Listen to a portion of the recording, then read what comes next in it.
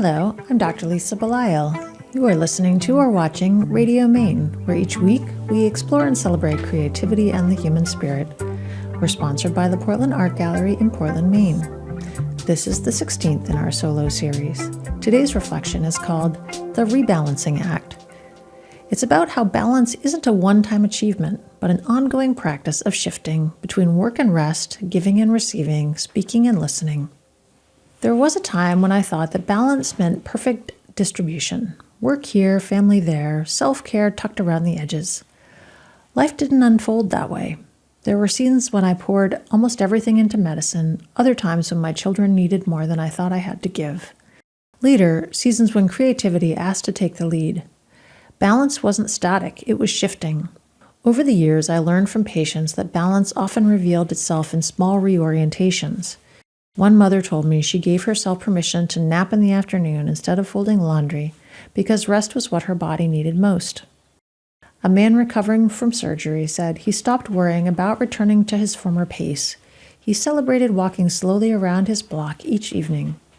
These weren't failures of discipline, they were acts of discernment, and discernment was the heart of rebalancing. As a family doctor trained in preventive and integrative medicine, I know the body teaches us about balance constantly. Think of the way we walk, always shifting from one foot to the other.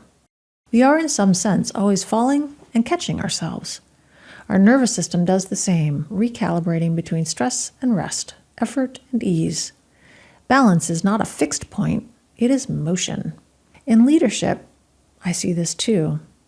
There are days when meetings stretch long, decisions feel weighty, and inboxes fill faster than I can clear them. I once believed that I had to push through, no matter what.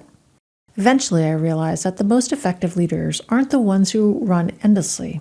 They were the ones who pause, ask better questions, and make time for renewal. Rebalancing doesn't weaken us. It strengthens our capacity to keep leading.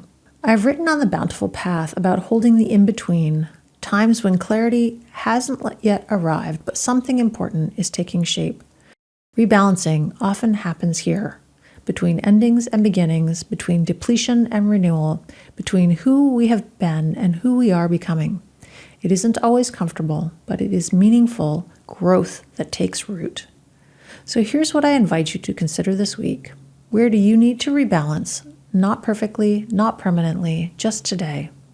Maybe it's pause before answering. Maybe it's a walk instead of one more email. Maybe it's choosing kindness toward yourself instead of criticism. Balance isn't about holding everything equally. It's about listening deeply enough to know what needs more attention right now and giving yourself permission to shift. If this reflection resonates with you, I invite you to join me on the Bountiful Path, my Substack newsletter, where I write about healing creativity, leadership, and the rhythms that keep us living more meaningfully. Thank you for being here today with me on Radio Maine. I'm Dr. Lisa Belisle. This week, may you honor your own rebalancing act, and may we keep walking this path together.